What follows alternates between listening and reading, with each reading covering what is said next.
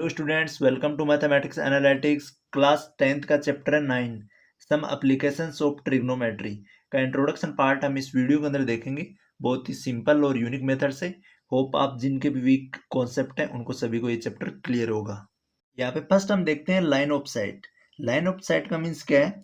जब हम यहाँ पे ए पॉइंट है, एक पॉइंट पे कोई पर्सन है वो खड़ा है और वो एक बिल्डिंग को ऑब्जर्व कर रहा है। यहाँ से सी से बी, बी इसका बेस है और सी इसकी सी तक ये हाइट है। बी सी जो है एक बिल्डिंग है। इस बिल्डिंग या टावर मान सकते हैं हम इसको।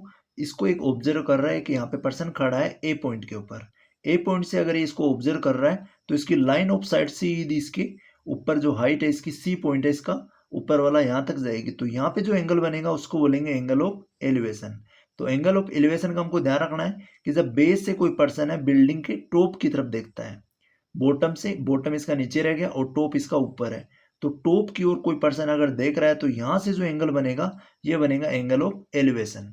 और यहाँ पे जो इसकी साइट होगी, यहाँ से जो देखेगा इसको, ये लाइन ऑफ साइट होगी। तो लाइन ऑफ साइट और एंगल ऑफ एलिवेशन का हमको इसमें ध्यान रखना है कि जब भी कोई पर्सन नीचे से किसी बिल्डिंग, टावर या फिर कोई ऐसे ऊपर वाली कोई थिंग्स को या फिर देखेगा तो वहां पे बनेगा एंगल ऑफ एलिवेशन। जब भी खुद से बड़ी चीज को अगर देखेगा नीचे से तो उसके टॉप से और उसकी आइज से जो भी एंगल बनेगा उसको बोलेंगे एंगल ऑफ एलिवेशन। तो इसका हमको ध्यान रखना है कि लाइन ऑफ साइट उसकी होगी, टॉप और उसकी आइज के बीच में होगी लाइन ऑफ साइट बनेगी। ये फिगर सेम इसकी ऐसे है। ए बी एक ए और बी पॉइंट वो होंगे जो उस ऑब्जेक्ट और पर्सन के बीच की डिस्टेंस होगी बेस के अंदर। बेस में दोनों ग्राउंड के ऊपर यहाँ पे ए पर्सन खड़ा है और यहाँ पे बी का कोई बी सी कोई टावर है जिसका बेस बी है। तो और यहाँ पे ए पर्सन खड़ा है, फिर ये टावर के टॉप की ओर देख रहा है जिसका सी टॉप है। इस सी के ऊपर अगर देख रहा है तो यहाँ से इसकी जो साइट बनेगी ये लाइन ऑफ साइट होगी। और यहाँ पे जो एंगल बनेगा इसके बेस के साथ और ऊपर जो इसकी साइट के साथ हॉरिजॉन्टल, ये जो लाइन होगी इसके बेस के साथ ये हॉरिजॉन्टल लाइन होगी। और ऊपर जो एंगल बनेगा वो बनेगा एंगल ऑफ एलिवेशन। तो हॉरिजॉन्टल लाइन और प्लस में साइड के बीच में जो एंगल बनेगा उसको बोलेंगे एंगल ऑफ एलिवेशन। ये हमको सिंपली इसमें ध्यान रखना है एंगल ऑफ एलिवेशन के बारे में और लाइन ऑफ साइट के बारे में। नेक्स्ट फिगर में और समझते हैं हम एंगल ऑफ एलिवेशन को। एंगल ऑफ एलिवेशन, यहाँ पे एक गर्ल है जिसकी जो आई साइट है एक ऑब्जेक्ट को देख रही है, ऊपर की साइड में एक ऑब्जेक्ट को दे रही है। तो यहाँ पे इस जो लाइन ऑफ साइट होगी ये ऑब्जेक्ट और इसके बीच की जो लाइन होगी ये लाइन ऑफ साइट होगी।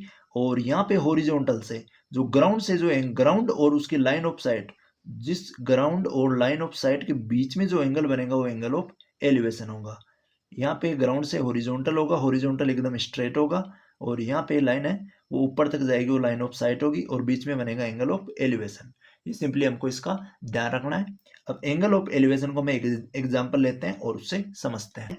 एक tower stand vertically on the ground. एक टावर है जो सीधा स्ट्रेट टाइप से एक ग्राउंड के ऊपर खड़ा है। ए बी, यहाँ पे हमने एक टावर लिया है। From a point on the ground which is 15 metre away from the foot of tower. Tower का जो फुट बी है इससे एक पॉइंट है सी, जो इसके बीच की जो डिस्टेंस दे रखी है वो दे रखी है 15 मीटर। ये जो सी पॉइंट है इससे 15 मीटर दूर है, away from the foot of tower. Tower का जो फुट है ये टावर का फुट है और ये टावर का टॉप है। तो टावर के फुट से एक पॉइंट सी है जो 15 मीटर अवे है, दूर है। The angle of elevation of the top of the tower. Tower के जो टॉप का एंगल ऑफ एलिवेशन बन रहा है is found to be 60 degree. तो एलिवेशन एंगल यहाँ से बनेगा तो थीटा की वैल्यू हो जाएगी यहाँ पे 60 डिग्री के इक्वल। यहाँ पे कोई पर्सन खड़ा है तो यहाँ से उसकी आइज जो लाइन साइड से जो एंगल बन रहा है वो बन रहा है 60 डिग्री का। और जो एंगल इसमें गिवन है वो है एलिवेशन, नीचे से टावर के टॉप को देख रहा है तो यहाँ पे एंगल बन रहा है 60 डिग्री का। Find the height of tower. हमको ए बी जो हाइट है टावर की ये फाइंड आउट करनी है। अब यहाँ पे हम फर्स्ट देखेंगे कि हमारे पास में इसमें गिवन कौन कौन सी कंडीशन है। यहाँ पे हमको गिवन है एक तो ए बी और ए गिवन हमको बी सी। ए बी हमको फाइंड आउट करना है और बी सी हमको गिवन है। ये सिंपली इस कॉन्सेप्ट पे हमको वर्क करना है। तो यहाँ पे हम क्या करेंगे, जो एंगल दे रखा है ऐसा एंगल है, एंगल के सामने ये परपेंडिकुलर होगा और ये जो एडजेसेंट साइड होगी उसकी बेस हो जाएगी और 90 डिग्री के सामने हाइपोटेनस हो जाएगा। बट हमको यहाँ एसी से एसी का कुछ पूछा नहीं है तो एसी हम छोड़ देंगे। यहाँ पे हमको लेना ओनली ए बी और बी सी। तो ए बी यहाँ पे परपेंडिकुलर होगा और बी सी यहाँ पे बेस होगा। तो ए बी और जो बी सी है परपेंडिकुलर और जो बेस है ये होता है टेन थीटा के अंदर। टेन थीटा इक्वल्स टू होता है, जिसमें एक तो हम लेते हैं ए बी हो जाएगा इस कंडीशन के अंदर परपेंडिकुलर, और एक लेते हैं बी सी जो हो जाएगा इस कंडीशन के अंदर बेस, पी अपॉन बी, जिसको हम ट्रिक से समझते हैं पी बी पी। तो यहाँ पे जो कंडीशन है ये है टेन थीटा की। तो यहाँ पे हमने टेन थीटा इस वजह से लिया है क्योंकि यहाँ पे हमसे जो पूछा है वो परपेंडिकुलर पूछा है, हाइट ऑफ टावर पूछी है, और जो इसमें गिवन है वो बेस गिवन है। तो परपेंडिकुलर और बेस जो होते हैं वो टेन थीटा में होते हैं। तो tan theta equals to perpendicular upon base. तो टेन थीटा की वैल्यू हमको दे रखी है 60 डिग्री, तो हम यहाँ पे लिख देंगे tan 60 degree equals to perpendicular, perpendicular है इस कंडीशन में ए बी, तो परपेंडिकुलर की जगह लिख देंगे ए बी, और अपॉन में आ जाएगा बेस, बेस की जगह लिख देंगे बी सी या फिर सी बी। तो यहाँ पे हम लिख देंगे बी सी सिंपली। अब टेन सिक्सटी के जो वैल्यू होती है टेबल के अंदर वो होती है √3 के equal, square root 3 equals to A B हमको फाइंड आउट करना है, हम ए बी की जगह ए बी रखेंगे, और जो बी सी है बी सी की वैल्यू दे रखी है यहाँ पे ये वाली जो डिस्टेंस है 15 है, तो ए बी की जगह यहाँ पे बी सी की जगह हम रख देंगे 15। अब यहाँ पे करेंगे हम क्रॉस मल्टीप्लाई, √3 के नीचे कुछ नहीं है तो 1 ले लेंगे, 1 को करेंगे ए बी से मल्टीप्लाई तो ए बी आएगा, और 15 को √3 से मल्टीप्लाई करेंगे तो यहाँ आ जाएगा 15 स्क्वायर रूट 3। तो 15 स्क्वायर रूट 3, यहाँ पे इसकी जो यूनिट है वो मीटर है, तो ये जो हाइट आएगी ये आएगी हमारी, इस टावर की हाइट आएगी 15√3 मीटर।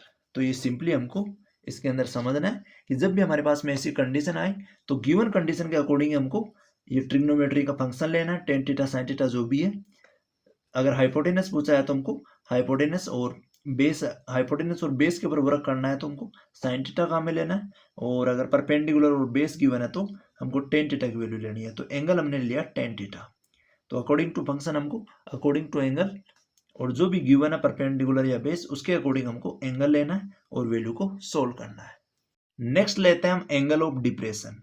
एंगल ऑफ डिप्रेशन क्या होता है, जब भी हमारे पास में हम हाइट से किसी ऑब्जेक्ट को नीचे की तरफ देखते हैं, हाइट से अगर किसी ऑब्जेक्ट को नीचे की तरफ देखते हैं तो हॉरिजॉन्टल और लाइन ऑफ साइट, यहाँ पे हॉरिजॉन्टल होगा और लाइन ऑफ साइट के बीच में जो एंगल बनेगा वो होगा angle of depression. Means angle of depression और एंगल ऑफ जो एलिवेशन होता है ये एक दूसरे के अल्टरनेट एंगल होते हैं, ये हमको इसके अंदर ध्यान देना है। तो यहाँ पे जो एंगल बनेगा ये एंगल ऑफ डिप्रेशन होगा जब कोई टॉप से आई और ऑब्जेक्ट के बीच में जो एंगल बनेगा, अगर ऑब्जेक्ट नीचे है, जैसे हम ऊपर खड़े हैं और किसी ऑब्जेक्ट को, यहाँ पे बिल्डिंग पे गर्ल खड़ी है और ये नीचे ऑब्जेक्ट को ऑब्जर्व कर रही है, तो यहाँ पे हॉरिजॉन्टल होगा, ये हॉरिजॉन्टल और इसकी आइज लाइन ऑफ साइट के बीच में जो एंगल बनेगा यहाँ पे ये होगा एंगल ऑफ डिप्रेशन। तो जब भी हम नीचे की तरफ देखेंगे किसी ऑब्जेक्ट को तो एंगल ऑफ डिप्रेशन होगा, और अगर किसी ऑब्जेक्ट को ऊपर की साइड में देखेंगे नीचे से तो वहां पे एंगल ऑफ एलिवेशन होगा। इन दो चीजों का हमको ध्यान रखना है, इन्हीं पे बेस्ड हमारी पूरी ये चैप्टर है, पूरी एक्सरसाइज है। तो यहाँ पे एंगल ऑफ डिप्रेशन का ध्यान रखना है, इसको हम समझते हैं एक एग्जाम्पल की हेल्प से।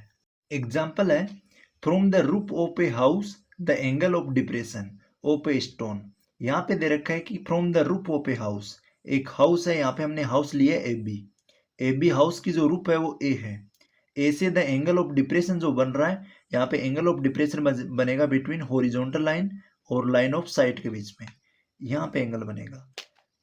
Angle of depression lying in the field is 60 degree, यहाँ पे जो एंगल बन रहा है वो बन रहा है 60 डिग्री का। आगे इसमें गिवन है if the slant distance of the stone from the roof. अब यहाँ पे एक हाउस से अगर डिप्रेशन का जो एंगल बन रहा है वो एक स्टोन से बन रहा है, यहाँ सी पॉइंट पे एक स्टोन रखा हुआ है, तो ए सी, यहाँ पे ए से लेके सी तक जो स्लेंट हाइट होगी तो तिरछी हाइट होगी, इसकी हाइट दे रखी है हमको स्टोन से, इसकी रूफ की स्टोन से और इसके रूफ के बीच की, वो दे रखी है 4√3 मीटर। तो हम यहाँ पे लिख देंगे 4√3 मीटर। ये जो हाइट दे रखी है ये रूफ और स्टोन के बीच की स्लेंट हाइट दे रखी है, तिरछी हाइट दे रखी है ए सी 4√3 मीटर।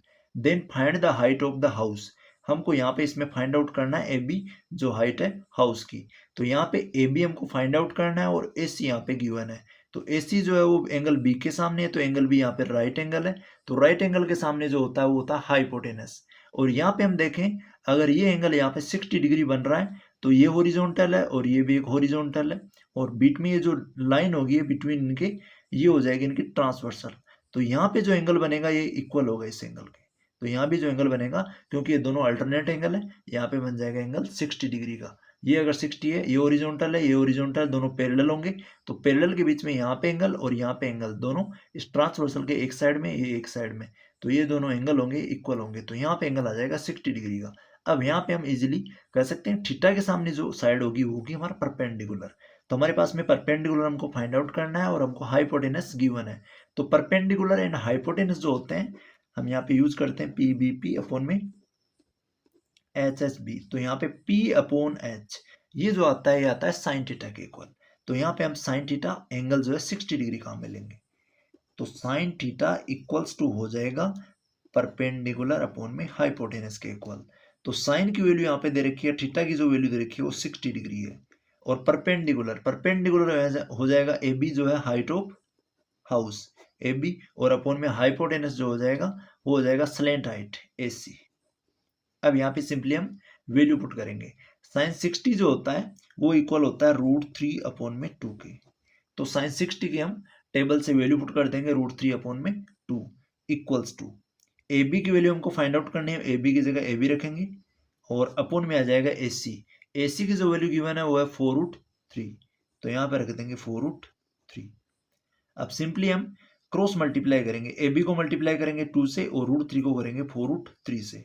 तो ए बी को अगर 2 से मल्टीप्लाई करेंगे तो 2 मल्टीप्लाई बाई ए बी हो जाएगा, और इक्वल्स टू यहाँ पे हमारी वैल्यू आएगी √3 मल्टीप्लाई बाई 4√3।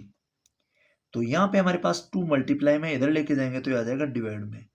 तो ए बी इक्वल्स टू हमारे पास में आ जाएगा √3 को √3 से मल्टीप्लाई करेंगे तो रूट है हट जाएगा, यहाँ पे 3 रूट से बाहर आ जाएगा, और यहाँ पे अब आ जाएगा 4, यहाँ पे 4 बच जाएगा क्योंकि √3 को √3 से मल्टीप्लाई कर दिया तो 3 बन गया, और मल्टीप्लाई में 4, और ए बी की वैल्यू निकाल रहे हैं, यहाँ 2 मल्टीप्लाई में था, ये इधर नीचे आएगा तो हो जाएगा डिवाइड में, मल्टीप्लाई से डिवाइड में। अब 2 1 जा 2, 2 2 जा हो जाता है 4 के इक्वल। अब यहाँ पे 3 को 2 से मल्टीप्लाई करेंगे तो ये आएगा इक्वल 6 के। तो 6 मीटर जो होगी वो हाइट होगी A B. A B means हो गया हाइट ऑफ हाउस। तो हाउस की हाइट जो आएगी वो आएगी 6 मीटर। तो सिंपली हमारे पास में एंगल ऑफ डिप्रेशन और एंगल ऑफ एलिवेशन बेस्ड पे हमको 9 चैप्टर की जो एक्सरसाइज है इसके अंदर क्वेश्चन मिलेंगे, हम सभी को 1 बाय 1 सोल्व करेंगे।